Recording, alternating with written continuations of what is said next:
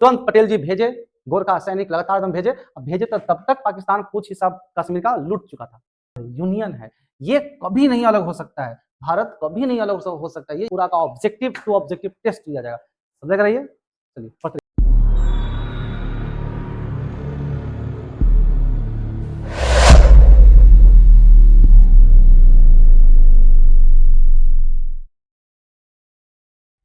तो कैसी चल रही है आपकी तैयारी?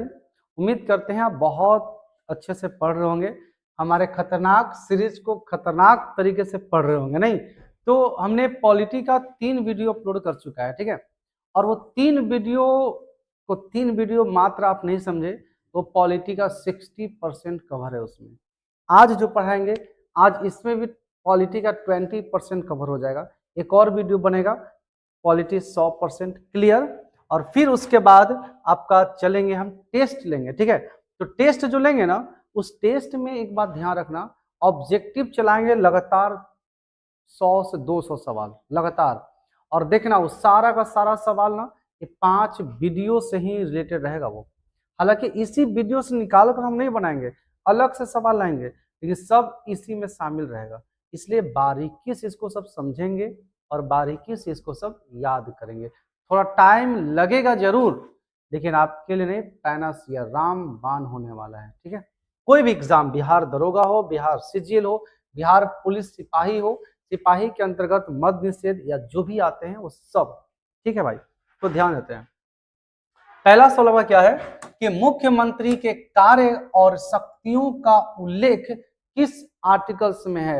राष्ट्रपति, उपराष्ट्रपति का सब लोग याद करते हैं ट्रिक से, नहीं, हम इसका भी अच्छे से नीचे लिख चुके हैं, अभी आप थोड़ा समझिएगा। मुख्यमंत्री, एक बात समझना, मुख्यमंत्री राज्य का वास्तविक प्रधान होता है, मुख्यमंत्री राज्य का वास्तविक प्रधान होता है, जबकि औपचारिक अगर प्रधान की बात करें, औपचारिक प्रधान की बात करें तो ये होते हैं राज्यपाल। औपचारिक प्रधान की बात करें तो कौन होते हैं जी? राज्यपाल होते हैं।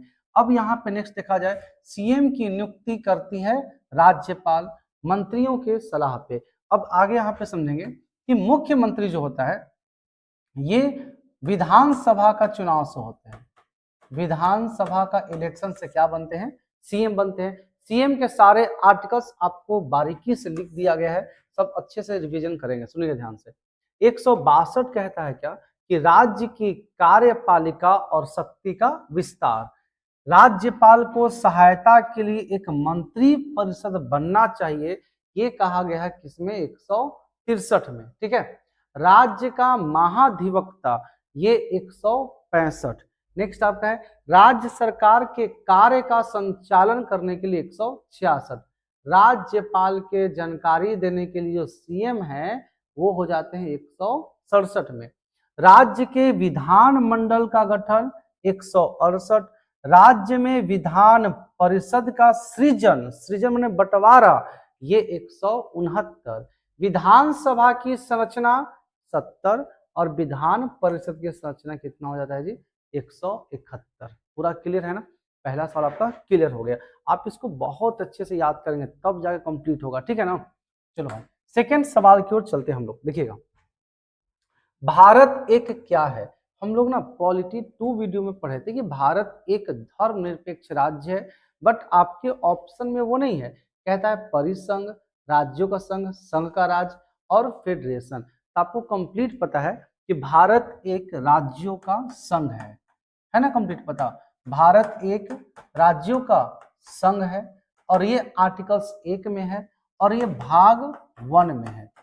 आप समझेंगे भारत को एक संघ क्यों बनाया गया। फेडरेशन भी कर सकते थे, है ना, यूनि, और इसको परिसंघ भी, हम कॉन्फेडरल भी कर सकते थे। तो ध्यान समझेंगे, संघ होते हैं 3 प्रकार का। पहला होते हैं परिसंघ, परिसंघ। सेकंड होता है संघ, संघ का मीनिंग फेडरल, ठीक है। नेक्स्ट होता है तीसरा आपका संघ, और ये संघ होता है यूनियन, ये होता है यूनियन। तीनों को बहुत बारीकी से समझेंगे हम लोग। ये परिसंघ क्या कहता है कि छोटे छोटे राज्य मिलकर और एक देश का निर्माण करता है। छोटे छोटे राज्य अपनी शक्ति देकर छोटे छोटे राज्य अपनी शक्ति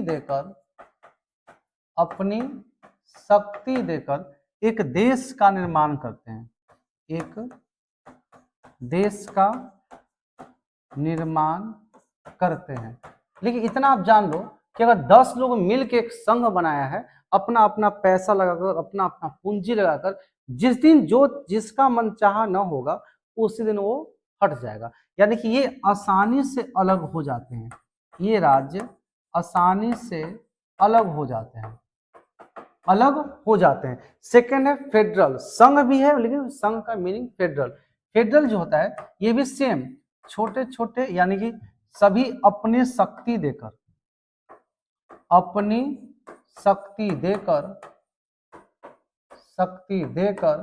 और एक राष्ट्र बनाना, इसमें भी अलग हो जाते हैं, जैसे कि अमेरिका, रूस।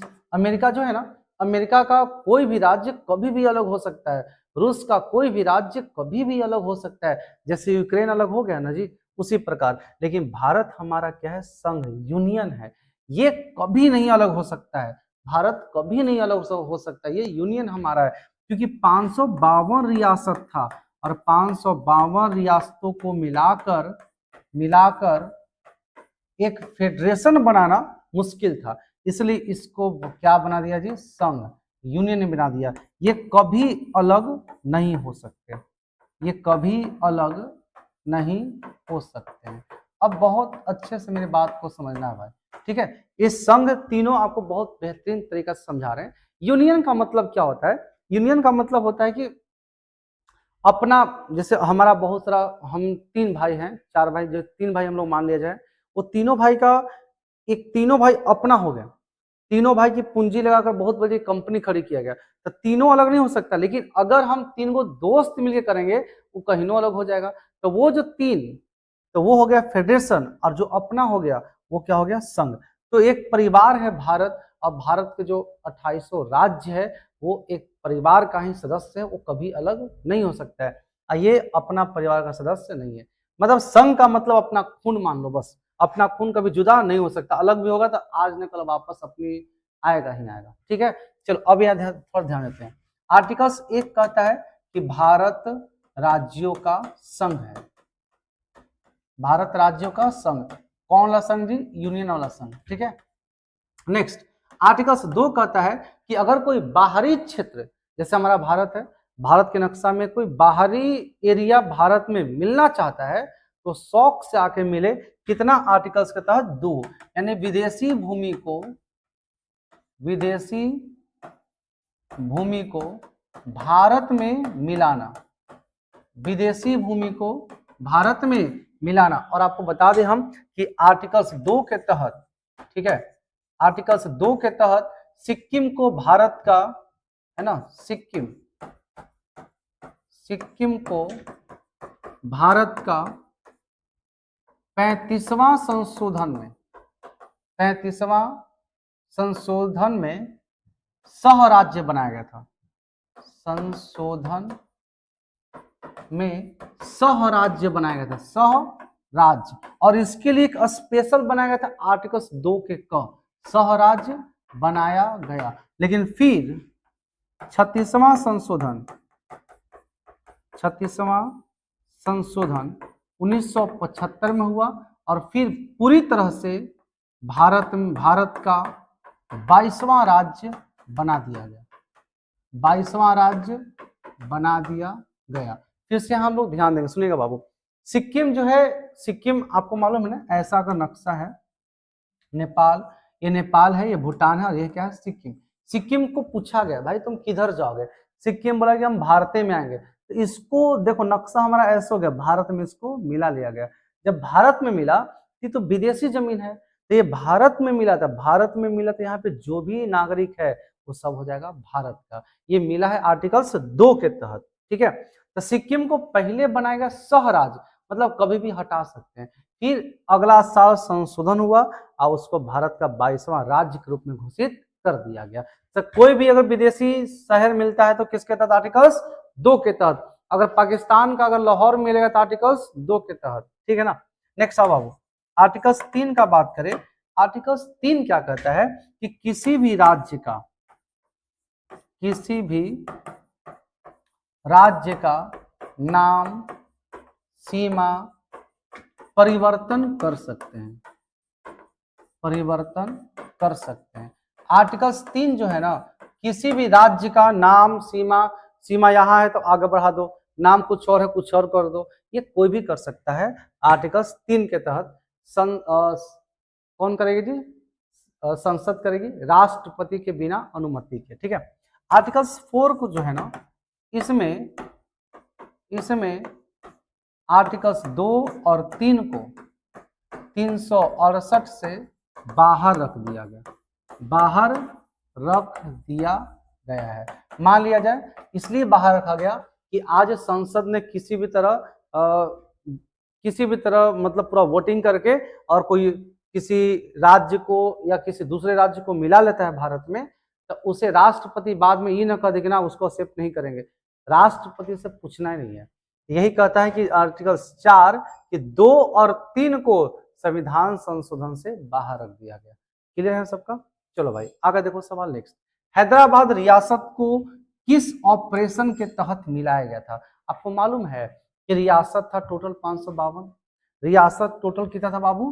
552, रियासत कुल था 552, और 552 रियासतों को अंग्रेज ने कह दिया, 3 ऑप्शन दे दिया। 3 ऑप्शन क्या दिया? पहला कि पाकिस्तान में मिल जाओ, जिसको पाकिस्तान में जाना है जी वो पाकिस्तान में मिले, ठीक है। फिर बोला दूसरा क्या कि जिसको भारत में रहना है वो भारत में रहे, और तीसरा क्या बोल दिया कि स्वतंत्र रह सकता है, मन है कि ना हम कोई में नहीं मिले तो वो क्या रह सकता है जी? स्वतंत्र रह सकता है। तो 552 रियासतों को मिलाने के लिए 3 व्यक्ति को भार सौंपा गया, ठीक है। 3 व्यक्ति को भार सौंपा गया था, मिलाने के लिए 3 व्यक्ति का भार सौंपा गया, 3 व्यक्ति को दिया गया। पहला कौन व्यक्ति थे? तो पहला व्यक्ति थे सरदार वल्लभ भाई पटेल जी, दूसरा वीपी मेनन, ठीक है, और तीसरा थे लॉर्ड माउंट बेटन। ये तीनों को भार सौंपा गया, जाओ तुम ही तीनों का काम है 552 रियासतों को समझा बुझा के भारत में मिला लो। तो इसी समय होता क्या मालूम है? 3 ऐसे राज्य होते हैं ना, 3 ऐसे रियासत होते हैं कि जो भारत में मिलने से मना करते हैं। 3 रियासत भारत में मिलने से मना करते हैं, कितने रियासत जी? 3 रियासत। सबसे पहला अगर रियासत की बात करें हम तो सबसे पहला आपका रियासत था, पहला रियासत जूनागढ़ की पहले बात करते हैं। तो जूनागढ़ कोई खास नहीं, जूनागढ़ जो रियासत है ना वो कहा कि हम भारत में नहीं मिलेंगे, तो जूनागढ़ में पटेल जी गए, अब पटेल जी जाकर सब जनते के फोड़ दिए कि भाई देखो तुम लोग को नहीं कह रहा भारत में मिलने के लिए, अगर तुम लोग भारत में नहीं मिलेगा अलग रहोगे तो भारत में जो फंडिंग रहता है वो कैसे तुम्हारे पास पहुंचेगा, और तुम लोग पहले बताओ तुम लोग का मन है कि नहीं मन है। बहुत सारा बात बढ़ा चढ़ा के बोल के सब जनता कहा कि हमको मन है सर, और है जो जूनागढ़ के जो राजा थे वो बोले कि हमको मन नहीं है। तो उसी समय सारे जनता को बुलाकर और फैसला करवाया, तो उसी को बोलते हैं जनमत संग्रह। जनमत संग्रह, जन माने जनता, जनता का वोट था, जनता कहता था कि हम भारत में मिलेंगे, लेकिन राजा बोलता था कि हम भारत में नहीं मिलेंगे। तो इसको जनमत संग्रह के द्वारा जूनागढ़ को भारत में मिला लिया गया, जनमत संग्रह के द्वारा मिला लिया गया, भारत में मिला लिया गया, कंप्लीट आ गया जूनागढ़। अब हम बात करते हैं हैदराबाद का, ठीक है। सेकंड हैदराबाद, अब हैदराबाद बहुत जिद्दी था, वो कहा कि हम भारत में मिलवे नहीं करेंगे, कहा कि नहीं मिलेगा। पटेल जी बोले रुको हम दिमाग लगाते हैं।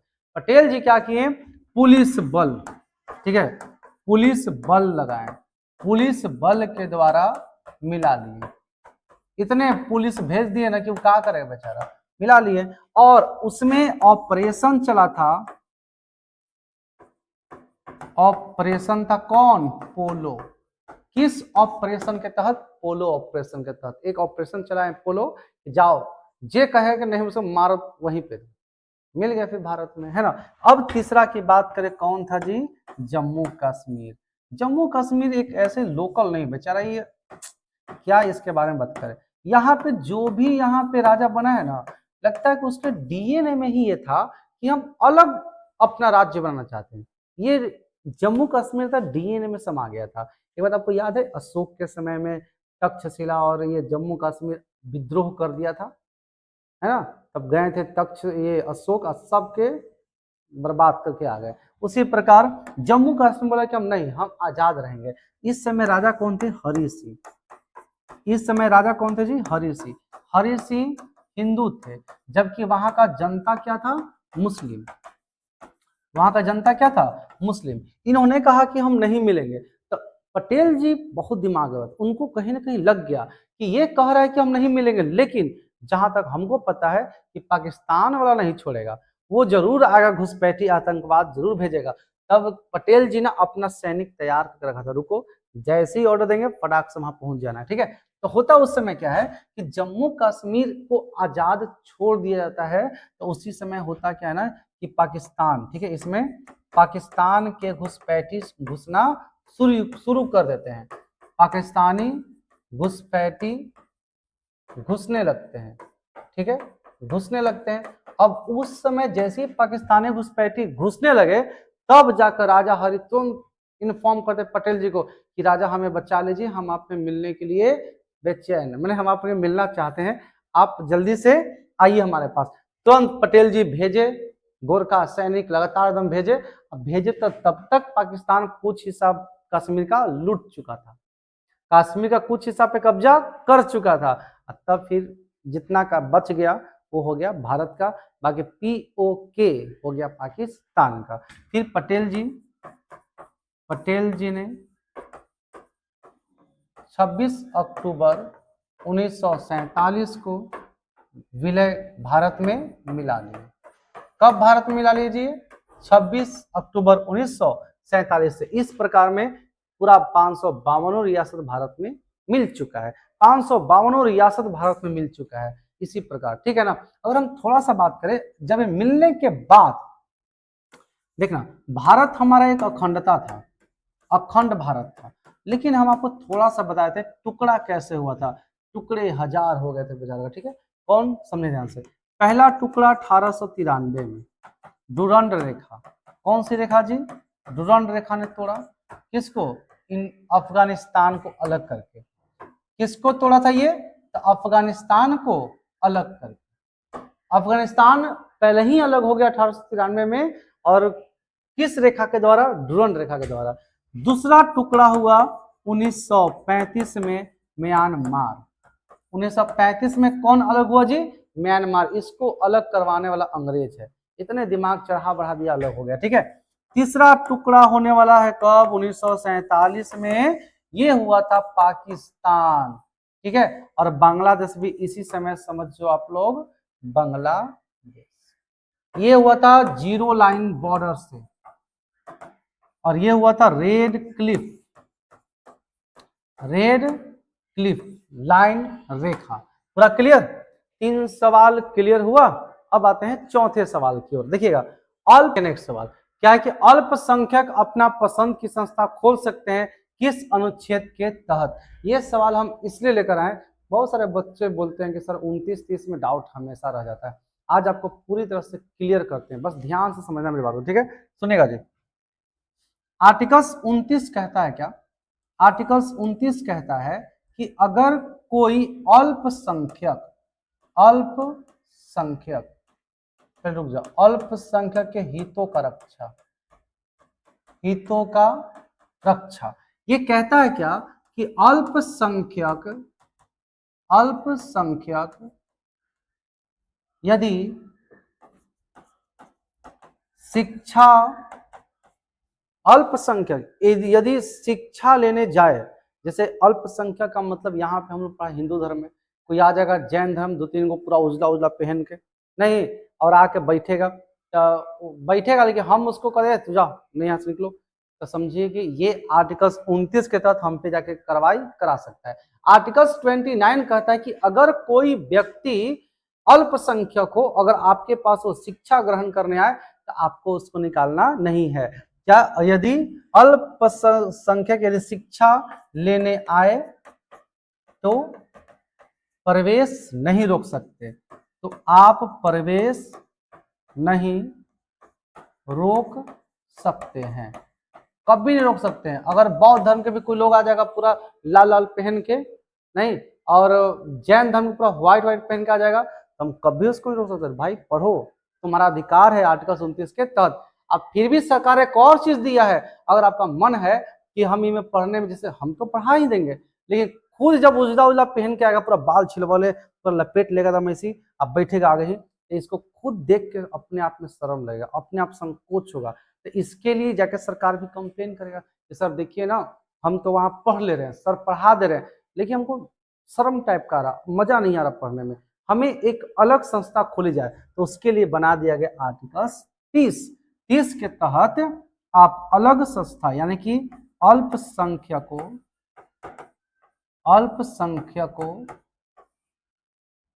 के हितों में शिक्षा, ये कह सकते हैं कि आप अलग संस्था खोल दीजिए हमारे लिए। तो इसके लिए खोला जाता है क्या जी, मदरसा, गुरुकुल, मदरसा और गुरुकुल। जैन धर्म के लिए अलग स्कूल, सबके लिए अलग अलग स्कूल खोल दिया जाता है आर्टिकल्स कितना के तहत, 30 के तहत।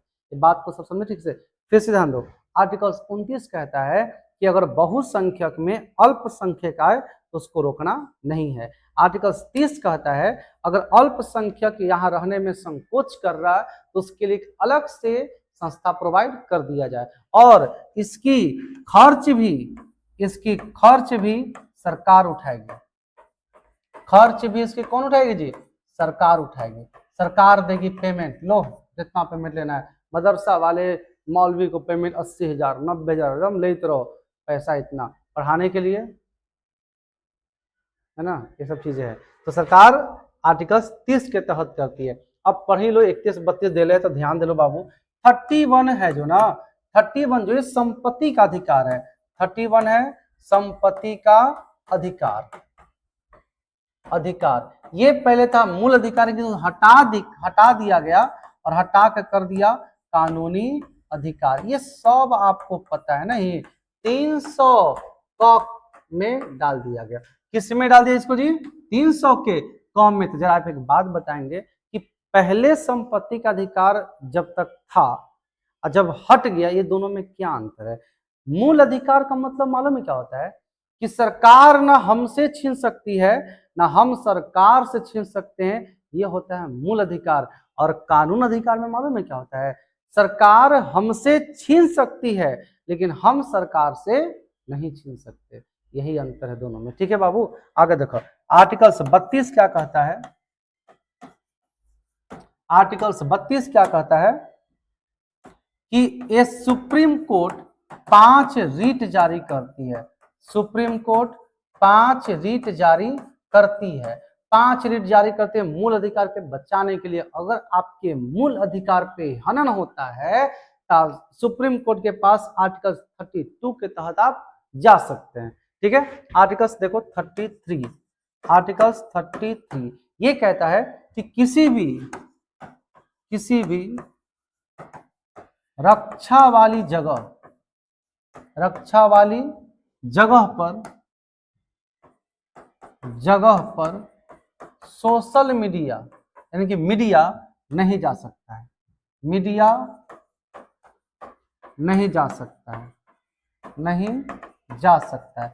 अब मालूम आपको पता होगा एक चीज कि मीडिया एक ऐसा चीज है जो कहीं भी जा सकता है, लेकिन यहाँ पे गलत। आर्टिकल 33 के तहत रक्षा वाले जगह पे ये नहीं जाएगा। जैसे कि मान लिया जाए ये बहुत बड़ा सेंट्रल स्कूल है, ठीक है, और केंद्रीय विद्यालय है, और यहीं में आतंकवादी घुस चुका अंदर, ठीक है, और केंद्रीय विद्यालय के ऑफिस में कहीं कहीं टीवी लगा हो रहता है, उसमें न्यूज चल रहा है, और बाहर से कमांडो लोग बाहर से बुलाए गए, चलो भाई चल के उस केंद्रीय विश्वविद्यालय को जाकर बचाओ, और बाहर से सब लोग चढ़ रहा, साइड से कोई चढ़ रहा, कोई खिड़की से चढ़ रहा, कमांडर लोग अपना दिमाग लगा रहा, कोई फ्लाइट लेकर ऊपर से नीचे उतर रहा।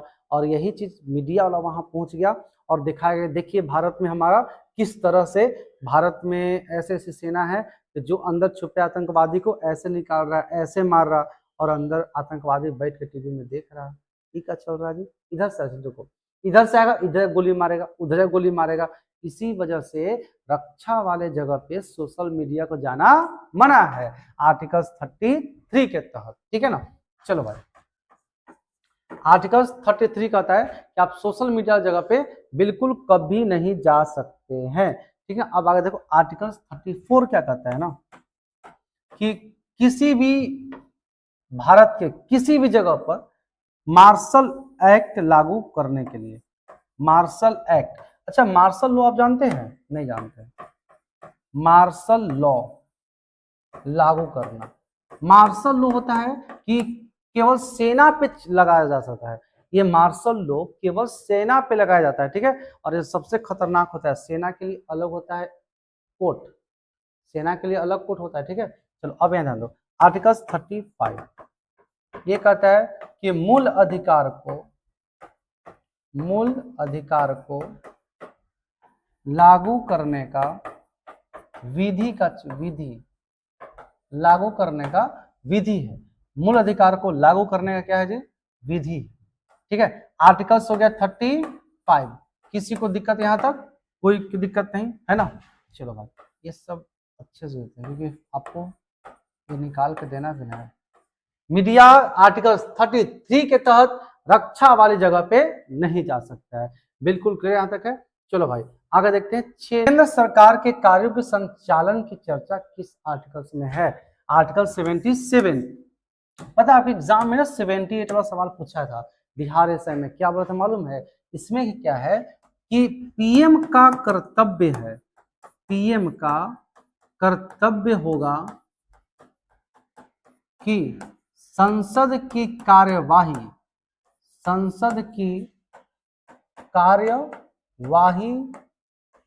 की जानकारी राष्ट्रपति को दे,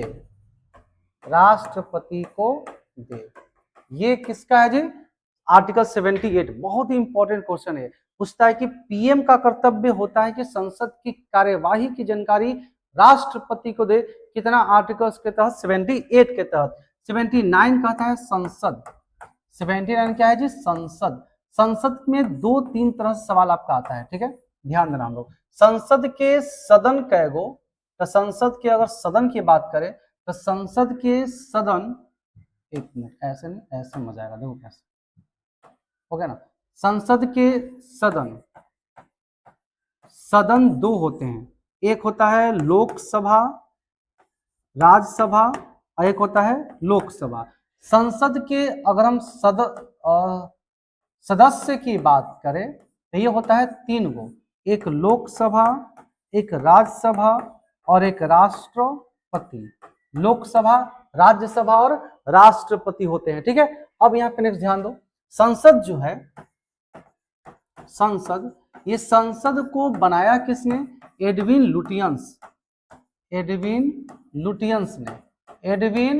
लुटियंस ने बनवाया, ठीक है। ये 1927 से बनना शुरू हो गया था। संसद में संसद के सेंट्रल हॉल का मतलब होता है बीच में, है ना। सेंट्रल हॉल में 1000 लोगों की बैठने की व्यवस्था है, सेंट्रल हॉल में, इधर लोकसभा इधर राज्यसभा और बीच 1000, इसी बीच में विदेशी लोग बैठकर अभिभाषण देते हैं, ठीक है। आगे देखो बाबू नेक्स्ट, अब यहाँ पढ़ेंगे 79 हो गया। 80 है राज्यसभा, 81 लोकसभा का गठन।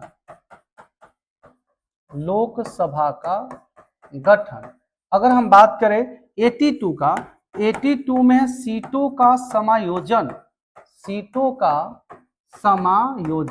मतलब 10 लाख पर एक प्रतिनिधि, ठीक है। 83 क्या कहता है, बहुत अच्छे से समझेंगे। 82 कहता है सीटों का समायोजन, सीटों का समय में 10 लाख है ना, तो 10 लाख पर, ठीक है, 10 लाख पर एक प्रतिनिधि होता है। अगर 83 की बात करें तो ये हो जाता है कि लोकसभा और राज्यसभा का कार्यकाल, यानी सदन की अवधि। सदन की अवधि, सदन की अवधि की अगर बात करें तो लोकसभा का कार्यकाल 5 वर्ष और राज्यसभा का कार्यकाल अस्थायी। राज्यसभा कार्यकाल क्या है जी? अस्थायी। इसका कोई लिमिट समय नहीं है। आर्टिकल्स 84 की बात करें तो संसद की योग्यता, संसद की योग्यता पूरा क्लियर है ना। चलो भाई आगे देखो, नेक्स्ट नंबर सवाल चलते हैं हम लोग। 6 नंबर सवाल क्या कहता है? 6 आपका सवाल देखिएगा, कि सिक्किम भारत का एक राज्य बनाया गया था। आपको बहुत अच्छे समझाए थे हम कि सिक्किम भारत का राज्य बना था 35वां के तहत, लेकिन ये 35वां के तहत बना था सहराज्य। सहराज्य कब जी? 1974 में। 1974 में। फिर इसे 36वां संशोधन, 36वां संशोधन 1975 में, 75 में 22वां राज्य बना दिया गया। 22वां राज्य बना दिया गया कब? 1975 में 36वां संशोधन के तहत, तब जाके हमारा राज्य बनाइए 22वां। किसी को दिक्कत यहाँ तक नहीं। 42वां संशोधन को हम कहते हैं क्या? लघु संविधान। लघु संविधान। 42वां संशोधन के समय पीएम कौन थे? पीएम थे इंदिरा गांधी। इंदिरा गांधी। बिल्कुल क्लियर है आपका। चलिए देखिए 7 नंबर सवाल क्या आपका है कि प्रश्न काल के समय क्या होता है। एक बात समझना कि जो संसद का कार्यवाही होता है ना, संसद का कार्यवाही, संसद का कार्यवाही, ये 4 तरह के होते हैं। ये कितने होते हैं जी? 4 तरह के होते हैं। सबसे पहला होता है प्रश्नकाल, इसके बाद होता है शून्यकाल, इसके बाद लंच, इसके बाद कार्यवाही। कार्यवाही या चर्चा या बहस आप कुछ भी कह सकते हो इसमें, ठीक है। तो प्रश्नकाल होता है 12 से 1 बजे तक, 11 से 12 ये होते हैं, 11 से 12 ये होता है, 12 से 1, 1 से 2, 2 से 6, यही होता है कार्यवाही। प्रश्नकाल 4 प्रकार के होते हैं, थोड़ा डिटेल से आपको समझाना चाहेंगे हम कि प्रश्नकाल 4 प्रकार के होते हैं। प्रश्नकाल, ठीक है, प्रश्नकाल बहुत बेहतरीन तरीके से आप समझ पाओगे, ठीक है ना। प्रश्नकाल पहला होता है तारांकित। तारांकित प्रश्न का मतलब होता है ओरल। ओरल का मतलब होता है मौखिक, जो डायरेक्ट सवाल जवाब कर सके, ठीक है। तो मौखिक में इसमें ज्यादा से ज्यादा 20 प्रश्न पूछे जाते हैं।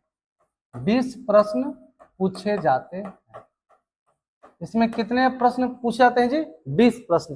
प्रश्न होते हैं 4 प्रकार के। 4 प्रकार में पहला क्या होता है? तारांकित। एक बात जान लेना कि जो भी प्रश्न पूछना है ना, वो 10 दिन पहले सामने वाले को बताना होता है कि हम आपसे सवाल पूछेंगे, आप तैयार करके लेके आना जवाब को, ठीक है। तो पहला हो गया तारांकित, दूसरा हो गया अतारांकित। अतारांकित का मतलब होता है लिखित। अतारांकित का मतलब क्या होता है जी? लिखित। ये कम से कम 230 प्रश्न इससे पूछे जाते हैं। इससे प्रश्न कितने पूछे जाते हैं जी? 230 प्रश्न, ठीक है।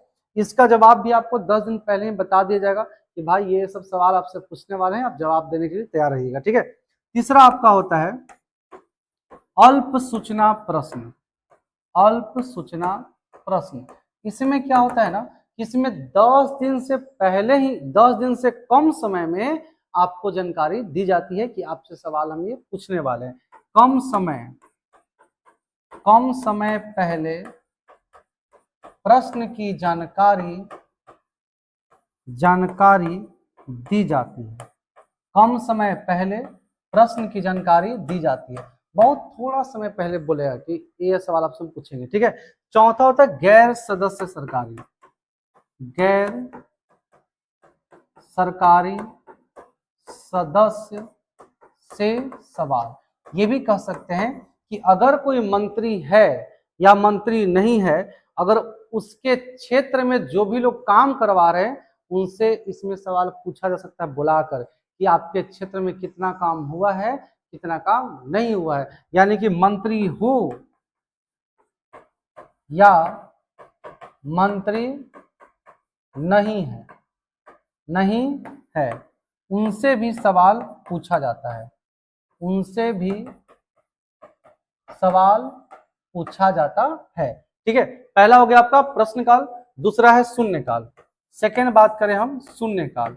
शून्यकाल जो होता है ना, इसमें मौखिक सवाल, सीधे हम सवाल पूछेंगे आप जवाब दीजिए, मतलब तगड़ा लड़ाई इसी में होता है। ठीक है, शून्यकाल में मौखिक सवाल पूछे जाते हैं, मौखिक सवाल प्लस क्या होता है, जवाब। आप देखे होंगे संसद में बहुत ज्यादा जो हंगामा हो रहा है ना, वो शून्यकाल के समय में होता है। इसमें बहुत हंगामा होता है, बहुत हंगामा होता है। इतना हंगामा होता है कि जो मीडिया लोग जाते हैं रिकॉर्ड करने, वही मीडिया लोग गुस्सा में क्या कर दिए ना कि 1962 ईस्वी में, 1962 ईस्वी में मीडिया ने इसे शून्यकाल नाम रख दिया, शून्यकाल नाम रख दिया। अब इसके बाद 12 से 1 बजे शून्यकाल हंगामा खत्म, तो फिर 1 बजे के बाद आपका लंच होता है 1 घंटा। 1 घंटा जाइए सब आराम से, एकदम 1 रुपया में बहुत जबरदस्त भोजन करके आप विराजमान होकर फिर बैठ जाइए। फिर उसके बाद 2 से 6 जो होता है 4 घंटा, जितना खा के आप आए रहेंगे ना वो सब पचा देगा उसी में। 1 रुपया में जो भर थाली प्लेट खा के आए हैं, एक से एक चीज, अब बैठिएगा जैसे सब भवन में कार्यवाही में, तो 4 घंटा लगातार भाषण पे भाषण दिए, सवाल पे सवाल, लड़ाई बहस सब होते रहता है। वही होता है संसद की कार्यवाही। ठीक है बाबू, नेक्स्ट सवाल आपका है 8 नंबर। संयुक्त अधिवेशन अब तक कितनी बार बुलाया गया है? संयुक्त अधिवेशन अब तक कितनी बार बुलाया गया है? थोड़ा सा हम लोग डिटेल से जानते हैं संयुक्त अधिवेशन के बारे में। संयुक्त अधिवेशन आर्टिकल्स यानी अनुच्छेद 108 होता है। ठीक है, आखिर ये होता क्यों है, कारण क्या इसका है, क्या इसकी वजह है कि संयुक्त अधिवेशन बुलाया जाए? ठीक है ना, पहले एक बात और समझना, ये ऑस्ट्रेलिया से लिया गया है। ये कहां से लिया गया जी? ऑस्ट्रेलिया से लिया गया है। पूछा जाएगा आपसे संयुक्त अधिवेशन किस देश से लिया गया है, तो ऑस्ट्रेलिया से लिया गया है। ठीक है ना, और ये इसका अनुच्छेद है 108। और कारण क्या होती है, तो जब दोनों सदन में विवाद हो जाए, जब दोनों सदन में विवाद हो जाए। और एक बात और आप जान लेना कि विवाद जब होने की बात होगी तो विवाद होती है, कुछ न कुछ उसकी वजह होती है। तो विवाद होने की पहला वजह होता है कि एक सदन में पारित, एक सदन में पारित दूसरा सदन न माने, दूसरा सदन न माने। जैसे एक सदन में कोई बिल विधेयक पारित हो गया और दूसरा सदन मानने से इनकार कर दे। सेकंड कारण है क्या कि एक सदन में पारित हुआ और दूसरा सदन 6 माह तक रोक ले, 6 माह तक रोक ले। मतलब एक सदन में विधेयक पारित हो गया और दूसरा सदन वाला उसके 6 महीना तक अपने पद पर रह गया, कोई जवाबे नहीं दिया, तब तो बवाल होबे करेगा। तीसरा क्या है कि एक सदन का सुझाव दूसरा सदन न माने, एक सदन का सुझाव दूसरा सदन न माने। और एक बात आप जान लेना बाबू, ठीक है ना, सदन मानना और न मानना केवल डिपेंड करता है लोकसभा पे। इतना भी जरूर आप जानना कि लोकसभा जो चाहेगा ना यार वही होगा। आगे बताते हैं क्यों। ठीक है, अब तक सुनो, अब तक संयुक्त अधिवेशन 3 बार बुलाया गया है। पहला बुलाया गया था दहेज उत्पीड़न, दहेज उत्पीड़न पे। अब दहेज उत्पीड़न पे बुलाया गया था कब? 1961 में। दूसरा आपका बुलाया गया था बैंकिंग सुधार, बैंकिंग सुधार, ये 1968। तीसरा आपका बुलाया गया था आतंकवाद पे, आतंकवाद, ये है पोटा, पोटा एक आतंकवाद था, ये 2002 के तहत। ये 3 बार अभी तक बुलाया गया था संयुक्त अधिवेशन। और एक बात आप जानना यार, कि ये संयुक्त अधिवेशन तो बुला लिया गया, अब किसकी पक्ष ज्यादा, आप जानते हो कि अगर 100 बच्चा यहाँ पे रहेगा, 50% से ज्यादा अगर मन रहेगा यस तो यस, नो तो नो, है ना। तो लोकसभा और राज्यसभा का जब बुलाया जाता है ना, जब उसमें जब मत होता है, तो उस मत में आप ठीक समझना, ये है राज्यसभा और ये है लोकसभा।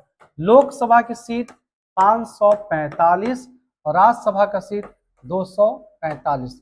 कुल टोटल मत, अच्छे से बात को समझना बाबू सब, ठीक है। कुल मत कितना होगा, तो कुल मत है 5 5 10, ठीक है, 4 4 8 1 9, 790। कुल मत कितना है जी, 790। जीत के लिए चाहिए, जीत के लिए चाहिए 395 मत। जीत के लिए कितना चाहिए, 395 मत। और आप देख लो अकेला लोकसभा का कितना है, 545, ऐसे जीत गया। लोकसभा की बात माननी पड़ेगी ना जी। लोकसभा देखो, दोनों को कुल मत मिला के बोले किसकी मर्जी है जी, हाथ उठाओ, तो सब उठाएगा हाथ मर्जी वाला। जब मर्जी वाला हाथ उठाएगा तो टोटल हाथ उठेगा 790, उसका आधा लाना जरूरी है, मैंने पास कराना है तो 395 लाना जरूरी है। जब लोकसभा पास करिए दिया है तो लोकसभा चाहेगा तो वही ना होगा।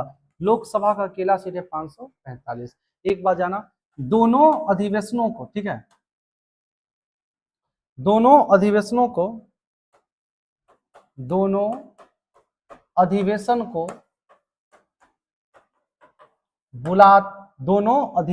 को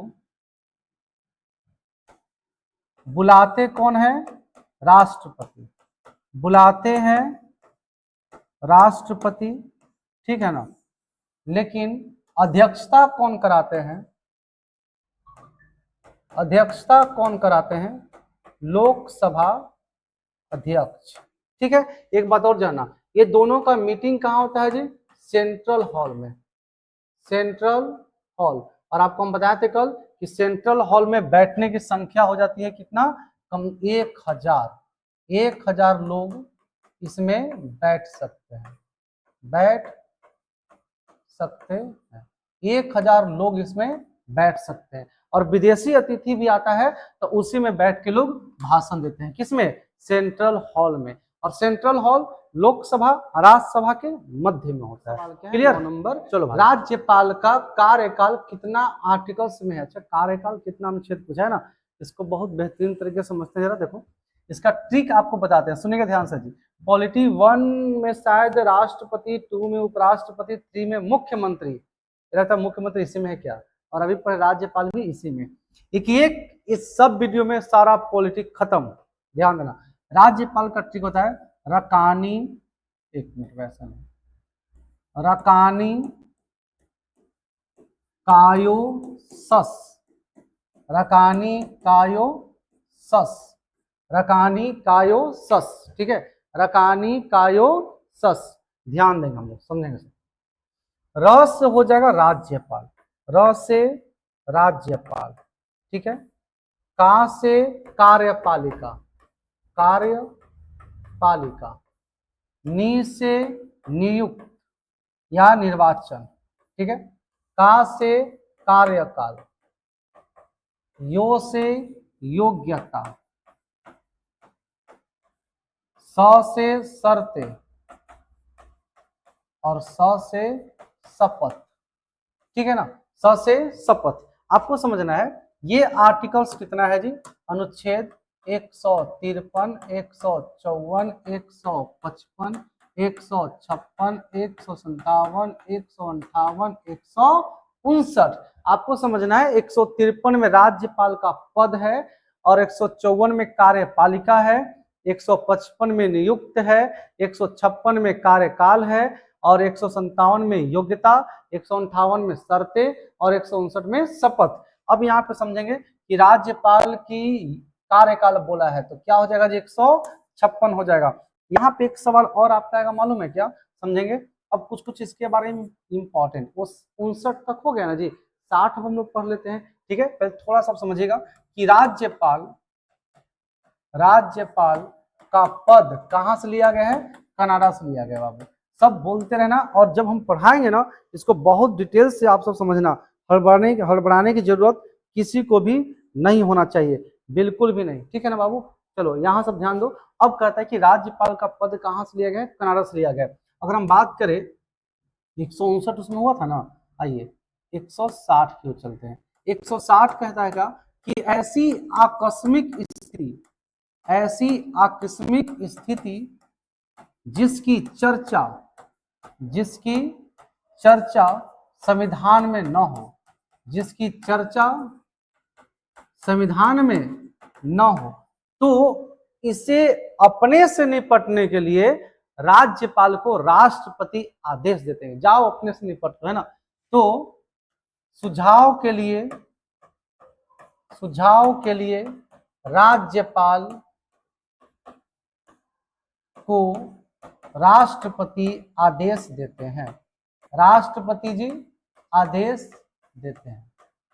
बहुत ऐसा कुछ नहीं होता है कि रूल लगता है कुछ और लड़का लोग उससे हटके गलती कर देता है, अब उसके लिए रूल ही नहीं है, तब इसके लिए क्या करेगा, तो राज्यपाल को शक्ति देगा राष्ट्रपति की, जाओ जो करना उसके साथ तुम कर लो, हम दोनों तरफ से आपके तैयार हैं, आपके साथ हम तैयार हैं। ठीक है, आगे देखो जी, आर्टिकल्स 161 है क्षमा दान की शक्ति, क्षमा दान की शक्ति।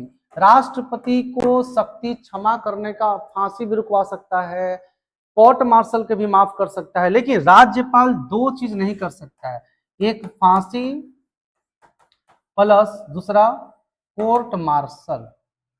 कोर्ट मार्शल को नहीं माफ कर सकता है, बाकी सब क्षमादान, आपको ज्यादा दिन का सजा है कम करा देगा, वो सब चीज कर सकता है। ठीक है, ये आर्टिकल्स 161 कहता है। ठीक है बाबू, आगे समझिए नेक्स्ट 162 कहता है क्या कि राज्यपाल की शक्ति है, राज्यपाल की शक्ति ये है कि कार्यपालिका का विस्तार कर सकता है, कार्यपालिका का विस्तार कर सकता है।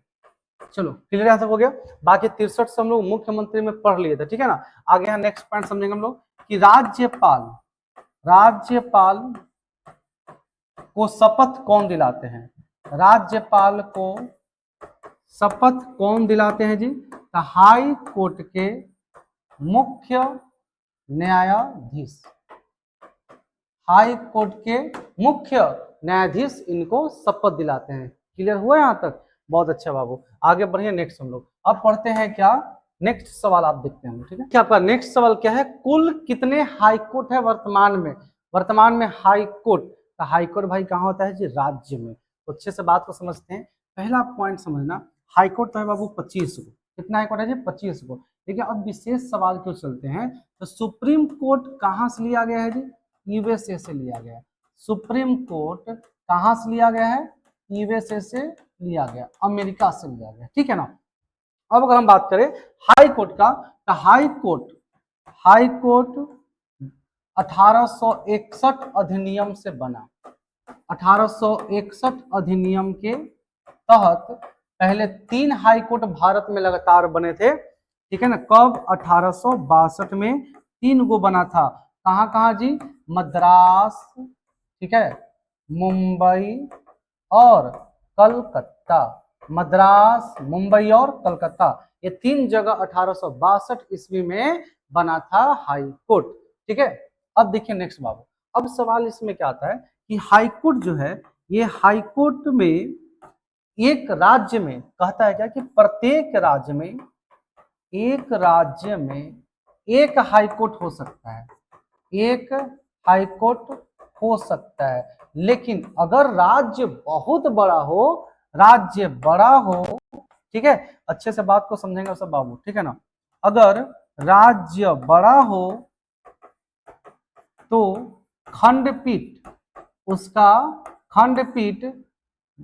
और खोल सकता है, खंडपीठ और खोले जाते हैं, खंडपीठ और खोले जाते हैं, कब, जब राज्य बड़ा रहेगा तब अब यहाँ समझेंगे, जब बड़ा राज्य रहेगा तो ऐसे में कौन ऐसा राज्य है, आपको मालूम है यूपी। यूपी में 2 जगह खंडपीठ मिलेगा, 2 वहां पे हाई कोर्ट है, एक है इलाहाबाद और एक है लखनऊ।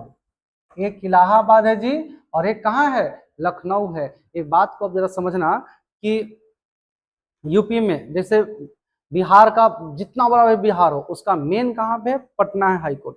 अब कुछ भी होगा जिसका एकदम उधर घर है, सासाराम तरफ घर है, वहां से कहाँ जाएगा, पटना जाएगा। किसी का अररिया, खगड़िया, दरभंगा, वो सब कहाँ आएगा जी, पटना आएगा। तो पूरा राज्य का पटना है। यूपी तो बहुत बड़ा है, तो यूपी का इस कोना का व्यक्ति जाएगा लखनऊ, फिर उधर कोना का व्यक्ति जाएगा इलाहाबाद। इसलिए क्या किया, 2 पार्ट में बांट दिया।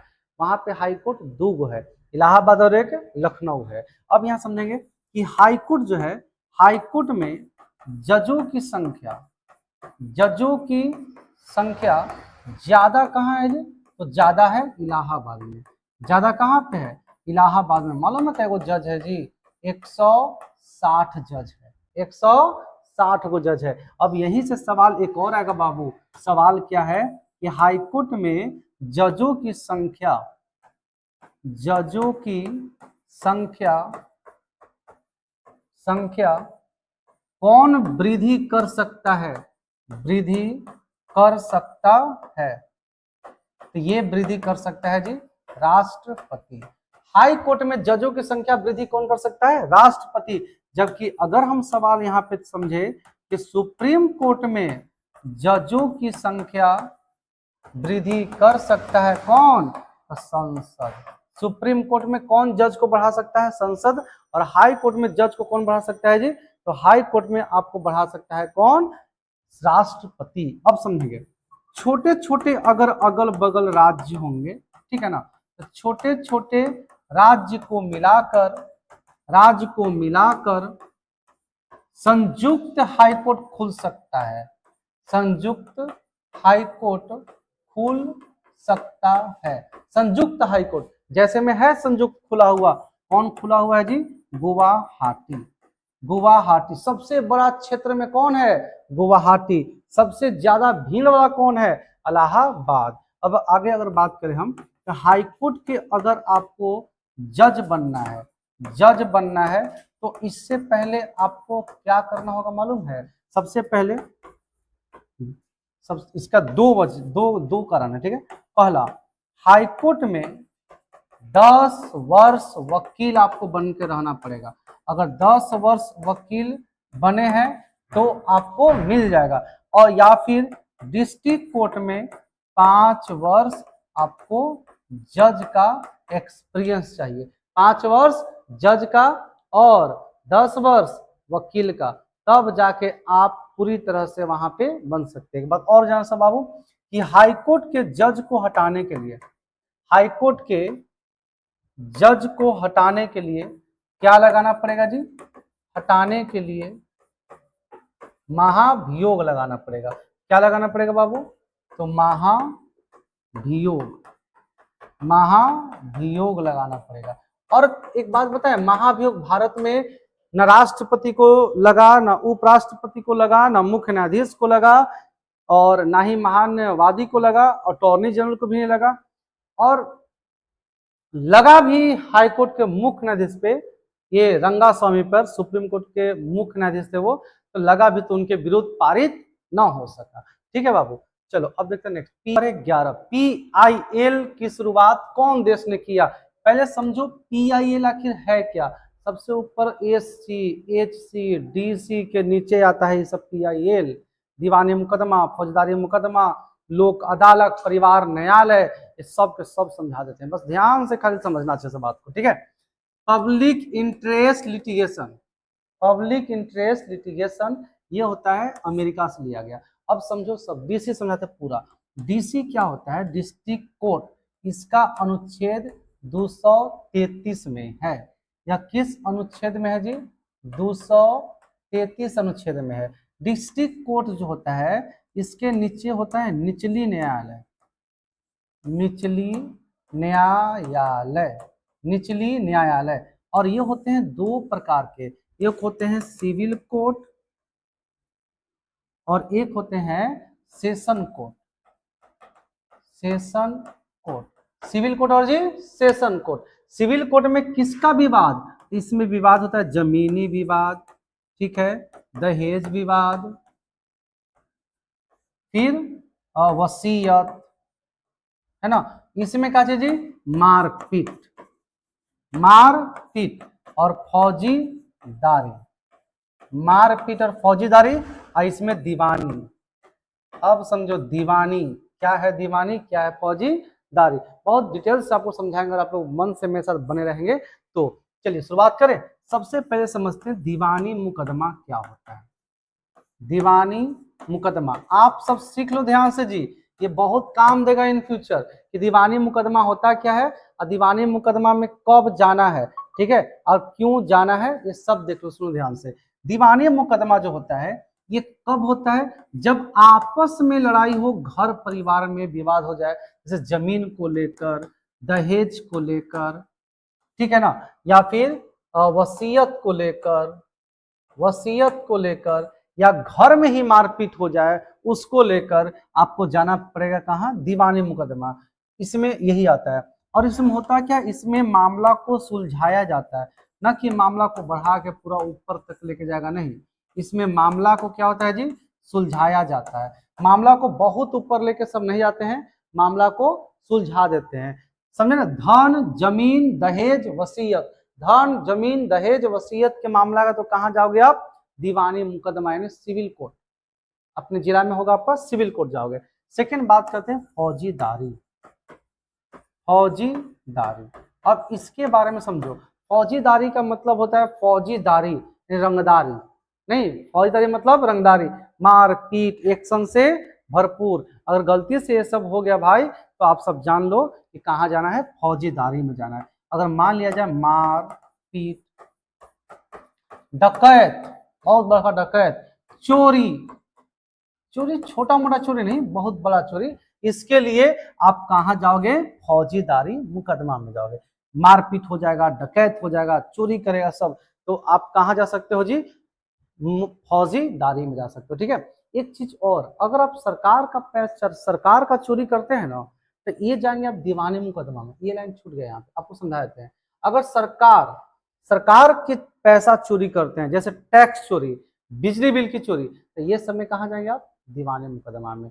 बिजली बिल चोरी, टैक्स चोरी, चालान चोरी, नहीं, चालान आपकी गाड़ी पे कट गया पटना में और आप चालान नहीं भरे, चोरी कर रहे हैं, ये सब चोरी से आप कहाँ चल जाएंगे, दीवानी मुकदमा में जाएंगे आप, ठीक है ना। अगर आपको कोई ये क्या बोल सकते हैं, और देख लो, हत्या हो जाती है किसी को, या आपको कोई धमकी देता है, तो ये धमकी को भी आप जाके शिकायत कहाँ करेंगे जी, फौजीदारी में जाकर आप शिकायत करेंगे। चलो आगे यहाँ पे देखो बाबू, लोक अदालत, ठीक है। नेक्स्ट लोक अदालत, लोक अदालत बहुत अच्छा अदालत है। इसमें केस वेस नहीं होता है, इसमें मामला को सुलझा देता है, मामला सुलझाया जाता है, सुलझाया जाता है। इसमें मुकदमा नहीं होता है, इसमें मामला को सुलझाया जाता है। और अगर मामला सुलझ गया तो आप देखो, आप हाई कोर्ट या सुप्रीम कोर्ट नहीं जा सकते हैं, नहीं जा सकते हैं। लोक अदालत, अगर मान लिया जाए पंचायत में पूरा पंचायती हुआ और फैसला दिया गया, आप हाई कोर्ट और सुप्रीम कोर्ट नहीं जा सकते हैं, लेकिन हाँ लोक अदालत वहां होना चाहिए, लोग उसको फॉलो करना चाहिए तब, नहीं तो ऐसे तो कितनों सुझा दिया गया फिर तो कहानी खत्म हो जाता है, नहीं जी, तो वैसा नहीं इसमें होता है। चलो आगे देखो बाबू, फैमिली कोर्ट, परिवार न्यायालय, परिवार न्यायालय, परिवार न्यायालय, ये 1984 में। और लोक अदालत कब हुआ था जी, तो 1986 में, ये 1984 में। और लोक अदालत कब हुआ था,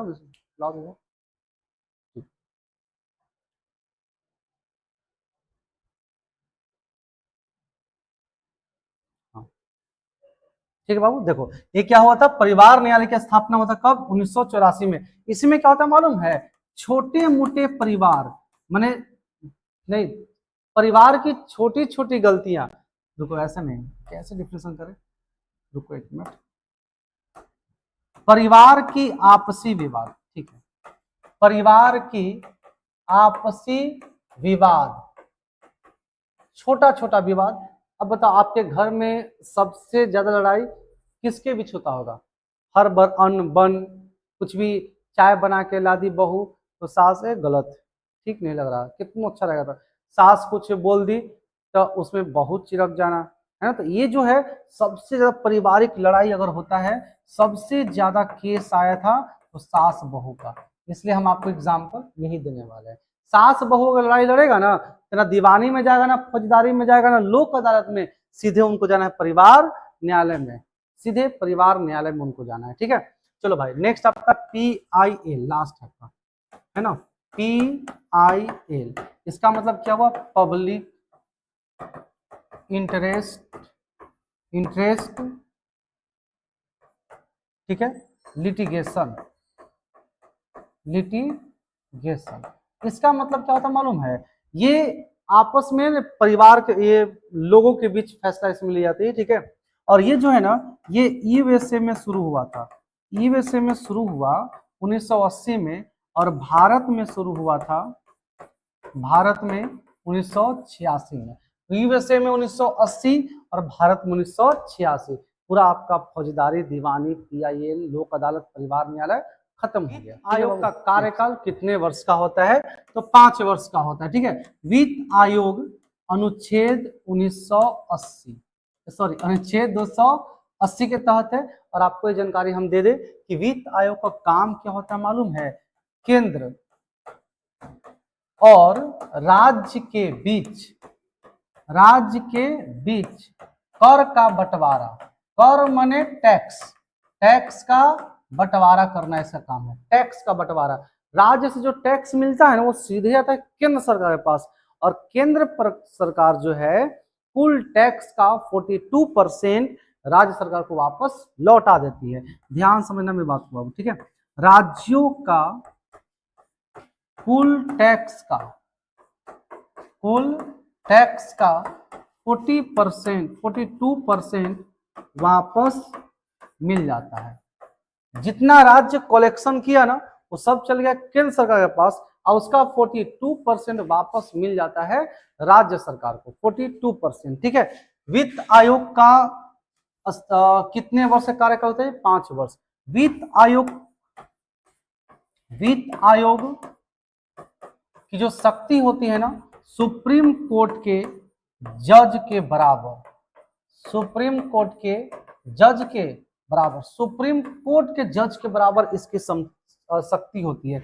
यह अपनी रिपोर्ट, अपनी रिपोर्ट राष्ट्रपति को सौंपते हैं।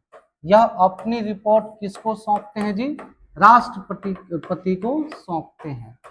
अपनी रिपोर्ट किनको सौंपते हैं? ये राष्ट्रपति को सौंप देते हैं। लास्ट में लीजिए, इतना वित्त में इतना टैक्स मिला, इसमें से कुछ टैक्स 42% राज्य सरकार को दे दिए, बाकी आपके पास जमा है, ठीक है बाबू। अब देखो अगला सवाल, तो क्या आपका भारत में व्यापार वाणिज्य कितने भाग में है? तो व्यापार वाणिज्य भारत में है भाग 13, भाग 13 है 301 से लेकर 307 तक, ठीक है ना भाई। तो ध्यान से समझिए 301 क्या है? 301 है कि भारत में वाणिज्य, वाणिज्य और व्यापार की स्वतंत्रता, व्यापार की स्वतंत्रता, ये किस में है? 301 आर्टिकल्स में है।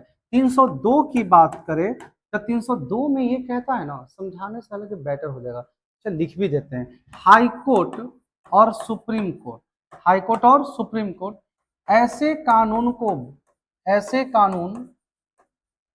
कानून पर संसद और मंत्रिमंडल पर रोक लगा सकती है, रोक लगा सकती है, जो व्यापार दूसरे को प्रभावित करते। ये समझा देंगे आपको अच्छे से, भी लिख दे रहे, दूसरे को प्रभावित कर सकती है। कहने का सेंस इसका यह हुआ कि हाई कोर्ट और सुप्रीम कोर्ट अगर ऐसा कोई कानून आ जाएगा ना, ऐसा कोई कानून आ जाएगा कि जिस पर जिस पर देखो ऐसा कोई कानून आ जाएगा जिस पर संसद और मंत्रिमंडल कुछ कानून लगा के वाणिज्य और व्यापार में अलग से खेला कर रहे हैं, ठीक है। तो सुप्रीम कोर्ट और हाई कोर्ट उसको तुरंत बंद कर देंगे अगर उस व्यापार से किसी दूसरे को प्रभावित होगा तो, और ये बंद करेंगे 303 के तहत, 303 के तहत, ठीक है। 302 कुछ और कहता है, 302 कहता है कि राष्ट्र हित में मतलब राष्ट्र के हित के लिए, जो राष्ट्र हित में जो राष्ट्र के लिए फायदेमंद हो, ठीक है। तो राष्ट्र हित पर कुछ व्यापार और वाणिज्य पर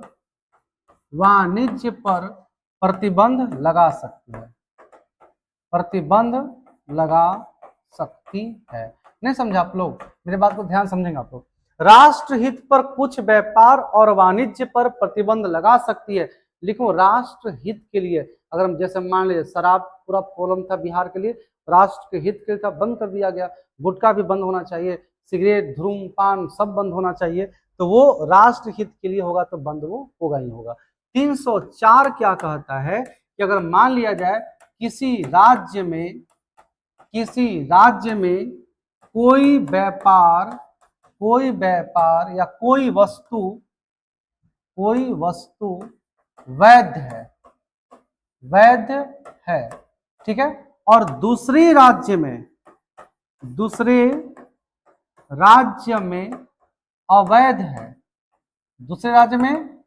है, तो इस राज्य में भी वो वस्तु अवैध हो जाएगा। तो इस राज्य में वस्तु अवैध हो जाएगा, ये आपको माइंड में नहीं आएगा, तो समझिएगा ध्यान से। जैसे यूपी में शराब बंद है, यूपी से कोई पिकअप आ रही है बिहार की ओर, तो वहां पूछा जाएगा कि भाई ये पिकअप कहाँ जा रही है, बोल देगा बिहार की ओर जा रही है, तो बिहार में तो शराब अवैध है, तो वहां भी उस समय वो अवैध माना जाएगा और गाड़ी से शराब वहां पे उतार लिया जाएगा। या चाहे आप बिहार को क्यों ना क्रॉस कर रहे हैं, आप उधर से आ रहे हैं, बिहार को क्रॉस करके आपको बिहार और नेपाल थोड़े जाएगा यार, चलो इधर से बात करते हैं। इधर से आ रहे हैं, बिहार को क्रॉस करके आप इधर बंगाल की ओर जा रहे हैं, ठीक है, दिल्ली से बंगाल की ओर जा रहे हैं, और गलती से इस रास्ते से बिहार से होकर जाएंगे, सोचेंगे ले जाते हैं, बोल देंगे हम जा रहे हैं कहाँ, बंगाल, अब बिहार में उतार के चल जाएंगे, है ना, तो वो गलत है। आपको उस राज्य में भी वो चीजें अवैध माना जाएगा, ठीक है ना। क्लियर है? बिल्कुल।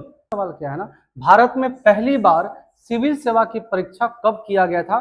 तो भारत में पहली बार सिविल सेवा की परीक्षा किया गया था 1922 में। कब किया गया था जी? 1922 में किया गया था। और आप समझे थोड़ा सा डिटेल्स इसके बारे में, तो सिविल सेवा है क्या, ठीक है। सबसे पहले लॉर्ड मैकाले, ठीक है, लॉर्ड मैकाले के समय में 1855 ईस्वी में, उस समय कौन थे गवर्नर? डलहौजी। उस समय 1855 ईस्वी में लंदन में, कहां पर? तो लंदन में सिविल सेवा का एग्जाम हुआ था। लंदन में सिविल सेवा का एग्जाम हुआ था। पहली बार सिविल सेवा का एग्जाम कहां हुआ था जी? तो लंदन में हुआ था। कहां हुआ था? लंदन में, ठीक है। और उसको पहले बोलते थे क्या हम लोग? इसको पहले बोलते थे ICS, ठीक है, इंडियन सिविल सर्विस।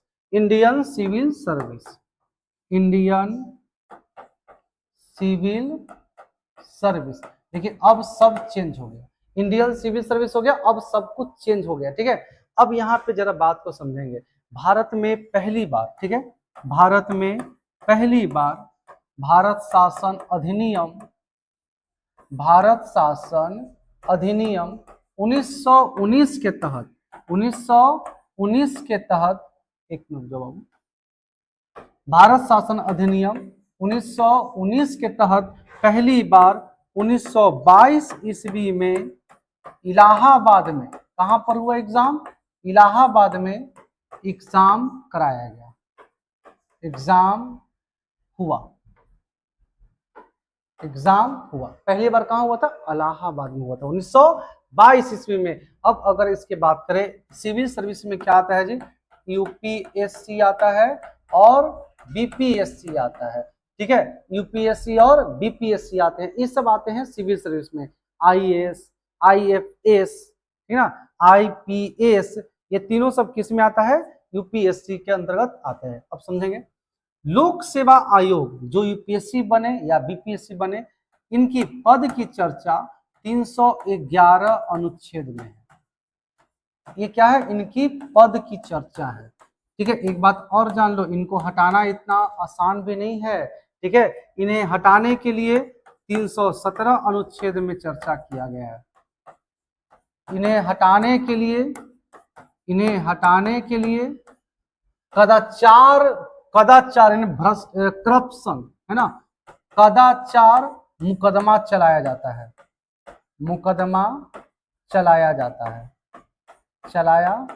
है, जो कि इतना आसान नहीं, कदाचार मुकदमा चलाकर उसको फाइनली कंप्लीट करके उसको हरा के और फिर उसको सजा दे दिया, ऐसा इतना आसान नहीं है। अब सुनो बाबू नेक्स्ट ध्यान से, अगर गलती से भी, चलिए देखो 312 क्या करता मालूम है, अखिल भारतीय सेवा का सृजन माने का निर्माण करती है। 312 अनुच्छेद के तहत अखिल भारतीय सेवा का निर्माण कौन करती है, राज्यपाल और तथा संसद, राज्यपाल तथा कौन करते हैं जी, संसद। अखिल भारतीय सेवा देखो 3 तरह के होता है, पहला क्या होता है, अखिल भारतीय सेवा, ठीक है, इसके अंतर्गत क्या आते हैं, आईएएस, आईपीएस और आईएफएस, ये इसके अंतर्गत आता है, ठीक है। फिर समझेंगे, केंद्रीय सेवा की अगर हम बात करें, केंद्रीय सेवा, इसके अंतर्गत क्या आते हैं, बैंक पीओ, है ना, बैंक पीओ, रेलवे का कोई भी पोस्ट, या आप कह सकते हैं एसएससी, ये सब किसके अंतर्गत आता है, केंद्रीय सेवा। अब एक होते हैं राज्य सेवा, राज्य सेवा के अंतर्गत आप बताओगे, बिहार पुलिस, नहीं, बिहार दरोगा, बीएसएससी और बीपीएससी, ये सब किसके अंतर्गत आते हैं, राज्य सेवा के अंतर्गत। अब एक बात और आप बताना कि सुनना ध्यान से, अगर गलती से भी जो यूपीएससी और बीपीएससी के अध्यक्ष होते हैं, यूपीएससी और बीपीएससी के जो अध्यक्ष होते हैं, वो गलती से भी त्याग पत्र दे दिया या उनको हटा दिया गया, दोबारा कोई सरकारी जॉब वो नहीं कर सकते हैं, कोई दोबारा सरकारी जॉब वो नहीं कर सकते, ठीक है। चलो भाई क्लियर हुआ यहाँ तक। नेक्स्ट क्या, आईएएस का ट्रेनिंग सेंटर कहाँ है, हम आपको तीनों बता देते हैं, कहा इसके चक्कर में पड़े हुए, पहले थोड़ा सा देख लो ध्यान से। आईएएस, इसका नियंत्रण कौन मुख्यालय करता है, तो क्रमिक मंत्रालय, ठीक है। आईएएस, आईपीएस, इसका कौन मंत्रालय जी, गृह मंत्रालय। फिर अब हो जाएगा आईएफएस, इसका कौन मंत्रालय, वन एवं पर्यावरण मंत्रालय, ठीक है। अब तीनों के बारे में डिटेल से जानते हैं, इसका ट्रेनिंग कहाँ होता है, सबका सपना होता है वहां पे जाने का, जान लो सब लोग कि वहां पे हम जाएं, ठीक है। सुनिएगा, पहला आईएएस की बात करते हैं, आईएएस, ये सब जानते हैं, लबसाना जाने का भाई सौभाग्य जिसको प्राप्त हो जाता है वो समझो कि स्वर्ग, एकदम जीते ये स्वर्ग वो सब है, ठीक है। Lal Bahadur Shastri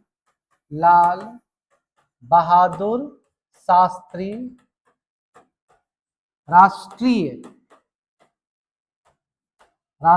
academy, police academy, राष्ट्रीय पुलिस एकेडमी, ये है, ठीक है।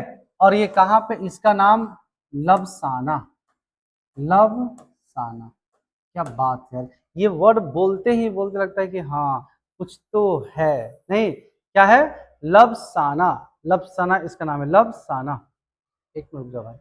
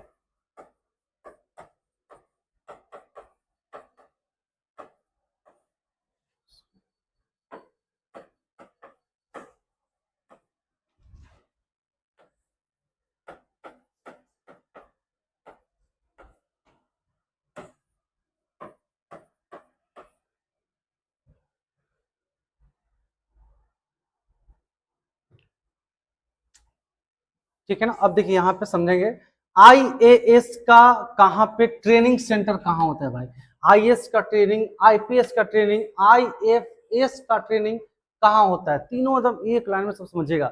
आईएएस का ट्रेनिंग होता है लवसाना, एकदम गजब का वर्ड है लवसाना, यहाँ जो जाते हैं ना वो जीते जी स्वर्ग पा जाते हैं, एकदम मतलब मोक्ष की प्राप्ति हो जाती है। ठीक है, ये देखो लाल बहादुर शास्त्री राष्ट्रीय प्रशासनिक एकेडमी लवसाना कहाँ है, ये मसूरी, मसूरी कहाँ पे, उत्तराखंड में है। आईपीएस सरदार वल्लभ भाई पटेल राष्ट्रीय पुलिस एकेडमी, ये हैदराबाद में है, हैदराबाद कहाँ पे है जी, तेलंगाना में है। आईएफएस इंदिरा गांधी राष्ट्रीय वन प्रशासनिक एकेडमी, इसका मुख्यालय कहाँ पे, देहरादून। एक बात और आपको बता दें, आईएएस और आईपीएस आजादी के जस्ट बाद से ही था, मैंने आजादी का पहले से ही था, बट आईएफएस की स्थापना 1966 ईस्वी में कराई गई थी। क्लियर, चलो भाई अब देखो नेक्स्ट 16 नंबर सवाल, यूपीएससी की चर्चा किस अनुच्छेद में है, इसकी चर्चा है 316 में है, 316 में है। ठीक है, अब इसमें कुछ बताने के लिए बच्चा क्या, सब तो हम बता दिए, फिर भी थोड़ा बहुत सवाल एक दो पॉइंट देख लेते हैं कि यूपीएससी और बीपीएससी, बीपीएससी का अध्यक्ष राष्ट्रपति चुनते हैं, राष्ट्रपति नियुक्ति करते हैं। लेकिन एक बात आप जान लेना बाबू कि अगर ये दोनों में से कोई भी यदि अध्यक्ष त्याग पत्र दे या हटा दिया जाए, अब देखो अगर हटा देगा या त्याग पत्र दे देगा तो समझो दोबारा कहीं भी दोबारा सरकारी नौकरी नहीं लगेगी, सरकारी नौकरी नहीं लगेगी, कुछ भी हो जाए दोबारा सरकारी कोई पद इनको नहीं मिलेगा, नहीं लगेगी। एक बात और, इसका कार्यकाल अगर पूछेगा तो कार्यकाल 65 वर्ष या 6 वर्ष, 6 वर्ष कार्यकाल होता है। अगर 6 वर्ष से पहले अगर इनका 65 वर्ष पूरा हो गया, सीधे साइड जाके अब एगो आश्रम बनाइए महात्मा गांधी जैसा, साबरमती चाहे राजेंद्र प्रसाद जैसा। नेक्स्ट सवाल क्या आपका है कि सवाल नंबर 18, किसी राज्य का विधान परिषद की न्यूनतम संख्या कितनी होती है, सब लपेट लेते हैं, नहीं ध्यान दो। अगर बात करें हम सबसे पहले विधानसभा, विधानसभा से ही सब समझ में आ जाएगा। विधानसभा में अधिकतम सीट, ठीक है, अधिकतम सीट 500 हो सकता है और न्यूनतम सीट जो है वो तो 60 हो सकता है। कितना हो सकता है जी, 60। लेकिन अब समझना है कि विधानसभा का 1/3 क्या होता है, विधान परिषद। विधानसभा का 1/3 कितना होता है, विधान परिषद, इतना हो सकता है। लेकिन अगर इतना नहीं होगा तो विधान परिषद की न्यूनतम सीट 40 हो सकता है। विधान परिषद की न्यूनतम सीट कितनी हो सकती है, 40। और अगर बढ़ाना है तो बढ़ा सकते हैं, विधानसभा का 1/3। अभी वर्तमान में बिहार में विधानसभा का सीट है 243, तो हो सकता है न्यूनतम 243 का 1/3 कर दीजिए, 4 3 7 2 9, 3 से कट जाएगा तो 3 8 यानी 81, ठीक है, 81 हो सकता है। अब देखिए नेक्स्ट, लोकसभा का अगर अधिकतम सीट की बात करें तो 552 था, लेकिन अब है 550, ठीक है। और और वर्तमान में बात करें तो वर्तमान में अभी कितना है जी, देखो 550 है, 545, ठीक है। नेक्स्ट, राज्यसभा की अगर बात करें हम तो अधिकतम हो सकता है 250 और न्यूनतम नहीं, वर्तमान में कितना है 245। चलो यहां तक किसी को भी दिक्कत अभी नहीं ना है। अब यहाँ देखिए नेक्स्ट, अगर बिहार और यूपी के हमको बताना पड़ेगा, क्योंकि 84वां संशोधन के तहत 84वां संशोधन 2001 के तहत 1 के तहत सबसे ज्यादा सीटें यूपी में रखा गया। कहां रखा गया जी? यूपी में। अब देखो यूपी और बिहार की बात करें दोनों को, क्योंकि हम लोग दोनों राज्य से मतलब है, यूपी सबसे ज्यादा है और बिहार का आपके बिहार एग्जाम में पूछते हैं। तो देखो भाई ध्यान समझना हम लोग, अगर बात करें हम विधानसभा का, तो विधानसभा में यूपी में है 403 गो और बिहार में है 243 गो। अभी इलेक्शन है ना बिहार में, 243 सीटों पे लड़ाई होगी। ठीक है, विधान परिषद की बात करें, यूपी में है 100 सीटें हैं और बिहार में कितने सीटें हैं जी? 75 सीटें हैं। नेक्स्ट अगर बात करें हम लोकसभा का, तो लोकसभा बाबू बताओ, बिहार में सब जानते हैं लोकसभा 40, तो इस यहाँ पे कितना है जी? 81। अगर हम बात करते हैं राज्यसभा का, तो बोलिए राज्यसभा कितना? तो राज्यसभा यूपी में 31 और बिहार में कितना है जी? 16। बिहार में कितना है बाबू? 16। ये हमारा है कहाँ का विधानसभा? ये पूरा का पूरा सीट आपको बता दिया गया है यूपी और बिहार का। ऐसे पढ़ लोगे ना यार, बहुत आगे निकल जाओगे। पॉलिटी समझो कि बर्बाद हो जाएगा इसमें, ठीक है ना एकदम। नेक्स्ट सवाल क्या है? कौन से भाग में कल्याणकारी राज्य की संकल्पना है? देखो कल्याणकारी, कल्याण करना है, जन कल्याण करना है, तो प्रस्तावना जन कल्याण नहीं करती है, न्यायिक पुनरावलोकन नहीं करती है, मूल अधिकार विनीति नहीं, कौन करता है जी? तो निदेशक तत्व, नीति निर्देशक तत्व। ये कैसे आपको पढ़ाया गया था?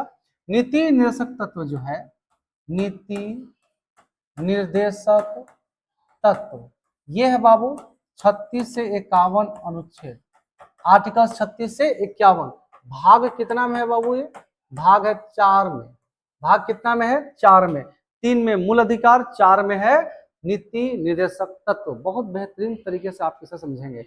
नीति निर्देशक तत्व क्या होता है? ये हमारा मूल अधिकार नहीं है, ये जन कल्याण के लिए बनाया गया था, जन कल्याण के लिए बनाया गया था। ठीक है,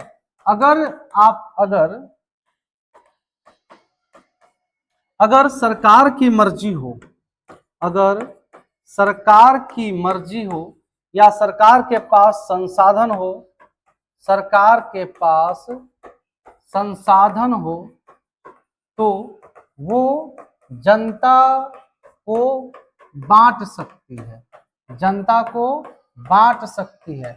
जैसे जितने भी आपको फ्री में मिलता है चीजें, वो सब के सब नीति निर्देशक तत्व के तहत ही मिलता है। राशन कार्ड, वृद्धा पेंशन, विधवा पेंशन, विकलांग को साइकिल, बेरोजगारी भत्ता, या जो भी चीजें मिलती है वो सब नीति निर्देशक तत्व की इसी भाग से मिलता है। ठीक है, अब समझो नीति निर्देशक तत्व को बहुत सारा नाम दिया गया है। ठीक है ना बाबू, ध्यान से सब समझना।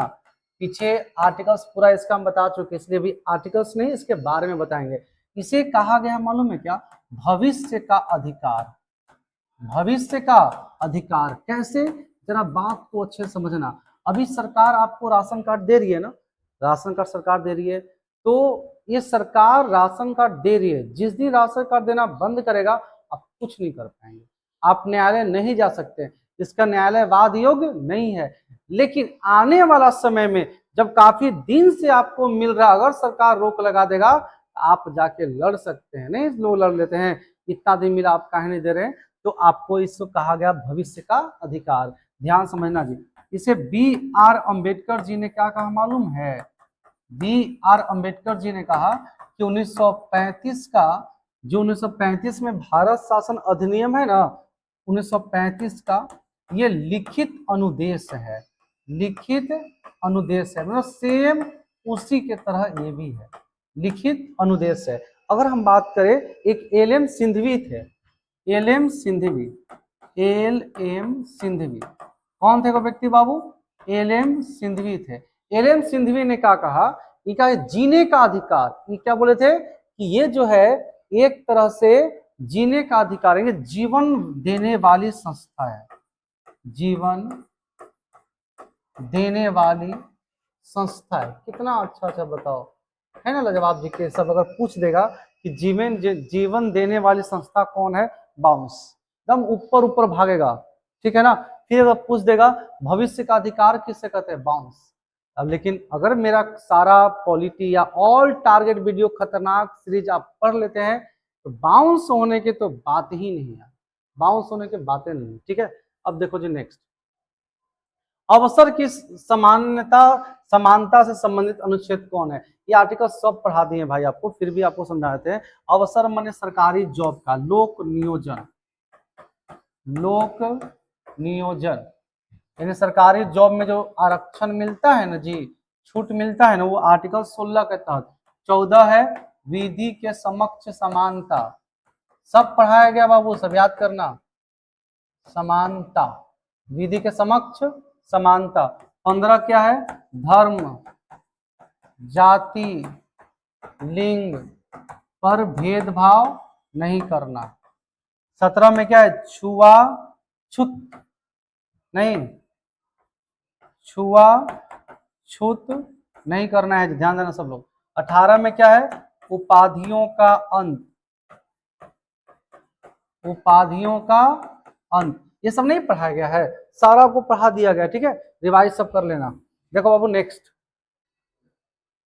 ठीक, देखिए भाई अगला सवाल क्या आपका है कि कौन एक गैर सदस्य के रूप में संसद के किसी भी सदन में कार्यवाही में भाग ले सकते हैं? भाई ध्यान से बात को समझना, ना ही मंत्री, ना विधायक, ना सांसद, कुछ भी नहीं है। लेकिन जब संसद की कार्यवाही होगा ना, लोकसभा, राज्यसभा, जब मीटिंग होता है उसमें जाकर सीधे भाग ले सकते हैं। तो कौन ऐसे व्यक्ति हैं? तो भारत के महान न्यायवादी, आर्टिकल्स कितना के तहत? 76, आर्टिकल्स 76। इनके बारे में थोड़ा सा समझते हैं हम लोग, क्योंकि इनके बारे में बिहार पुलिस का जो टारगेट वीडियो था ना, उसमें बहुत डिटेल से बता दिया गया है। समझे ध्यान से। महान न्यायवादी जो है, महान न्यायवादी, आखिर महान न्यायवादी लोग बने कैसे? इनकी चुनावी प्रक्रिया, मतलब इनको चुनने के लिए इनके पास क्या योग्यता होना चाहिए? इनकी योग्यता जो है ना, महान न्यायवादी बनने के लिए योग्यता, बनने के लिए योग्यता जो है वो सुप्रीम कोर्ट के, ठीक है, सुप्रीम कोर्ट के मुख्य न्यायाधीश के जैसा होना चाहिए, मुख्य न्यायाधीश जितना होना चाहिए, मुख्य न्यायाधीश जितना होना चाहिए। आप समझ जाओ, जितना मुख्य न्यायाधीश बनने के लिए आपको करना पड़ेगा उतना आपको करना पड़ेगा महान न्यायवादी बनने के लिए। इसकी नियुक्ति जो है, इसकी नियुक्ति राष्ट्रपति करते हैं। ठीक है, और ये अपना त्याग पत्र किनको देंगे? त्याग पत्र देंगे राष्ट्रपति को। इनका कार्यकाल कब तक होता है? कार्यकाल अनिश्चित, कोई इनका कार्यकाल नहीं होता है, अनिश्चित काल। तो इन कब तक ही रहेंगे? कौन इसको कर रख सकता है वैसे? तो राष्ट्रपति के मन, राष्ट्रपति जब तक चाहे तब तक। ठीक है, ये भारत के कोई भी न्यायालय में, भारत के कोई भी कोर्ट में लड़ सकते हैं, कोई भी कोर्ट में ये लड़ सकते हैं, केस लड़ सकते हैं, लड़ सकते हैं। लेकिन अगर बात किया जाए तो जो महान न्यायवादी है, ये सबसे ज्यादा महान न्यायवादी केंद्र सरकार का केस ज्यादा लड़ता है, केंद्र सरकार का केस लड़ते हैं। महान न्यायवादी किसका केस लड़ते हैं जी? केंद्र सरकार का। और महान न्यायवादी की इतना पावर है, राज्य का कोई भी कोर्ट में जाके ये लड़ सकते हैं, कोई भी मुकदमा लड़ सकते हैं। ठीक है, जिस तरह से देश में महान न्यायवादी, उसी तरह से राज्य में होते हैं महाधिवक्ता, महाधिवक्ता। राज्य में कौन होते हैं जी? महाधिवक्ता। और इस पे डिपेंड करते हैं, जल्दी थोड़ा फास्ट आएगा हम लोग। इनकी नियुक्ति कौन करता है बाबू? नियुक्ति करते हैं राज्यपाल। ठीक है, इनका जो था वही, त्याग पत्र किनको देंगे? त्याग पत्र देंगे राज्यपाल को। इनका कार्यकाल क्या होता है? कार्यकाल, इनका कार्यकाल कितना होता है बाबू? तो जब